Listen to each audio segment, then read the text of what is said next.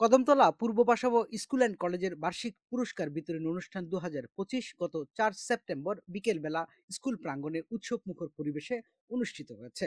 অনুষ্ঠানে প্রধান অতিথি হিসেবে উপস্থিত ছিলেন বাংলাদেশ জাতীয়তাবাদী মহিলা দলের কেন্দ্রীয় কমিটির সভাপতি আফরোজা আব্বাস।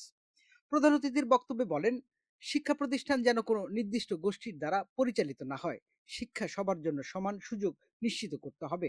শিক্ষার মাধ্যমে গড়ে তুলতে হবে আধুনিক ও সুশিক্ষিত প্রজন্ম। তিনি আরো বলেন, এতদিন শিক্ষা প্রতিষ্ঠান একটি নির্দিষ্ট মহলের দ্বারা পরিচালিত হতো, কিন্তু শিক্ষা জাতীয় সম্পদ, তাই এটি সকলের জন্য উন্মুক্ত রাখতে হবে। যেটা হয়েছে হয়েছে অনেক অনিয়ম হয়েছে, মানে এটা করতেই হবে বাধ্যতামূলক, এটা মানতে হবে বাধ্যতামূলক, এগুলো যেন না হয়। বাচ্চাদের শিক্ষার জায়গা, বাচ্চারা শিখবে, এখানে কোনো রাজনীতি থাকবে না। সরকার যেই আসুক যেই যাক, শিক্ষা প্রতিষ্ঠানের মতন থাকবে, তবে সহযোগিতা যেন আমরা করতে পারি। যে আমাকে আপনার কোঅপারেট করেন না, এই জন্য আমি আপনার বিদ্যালয়ে দেবো না, এটা যেন না হয়। যে আমি মন্ত্রী হতে পারি না, এমপি হতে পারি না, এই জন্য আপনার বিদ্যালয়ে আমি মানে ডোনেশন করবো না, এইরকম জিনিসটা যেন না হয়। যেটা হয়েছিল মির্জা আব্বাস মহিলা ডিগ্রি কলেজে।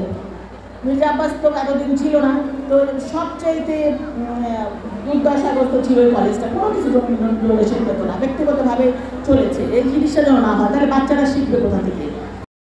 অনুষ্ঠানে সভাপতিত্ব করেন মোহাম্মদ ইয়াসির আরাফাত চৌধুরী, সভাপতি governing body Kadamtala Purba পাশাবো school and college. এছাড়া বিশেষ অতিথি হিসেবে উপস্থিত ছিলেন অধ্যক্ষ মোহাম্মদ সাইফুল আলম। অনুষ্ঠানে মনোজ্ঞ সাংস্কৃতিক অনুষ্ঠান পরিবেশিত হয় এবং মেধাবী শিক্ষার্থীদের হাতে পুরস্কার তুলে দেওয়া হয়।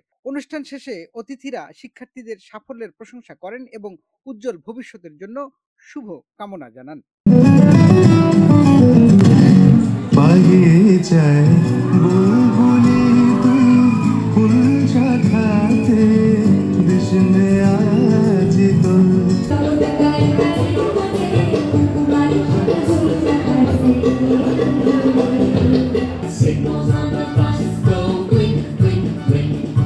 ইসলাম অধিকার করেছে, ওয়াহিদুল ইসলাম মারুফ।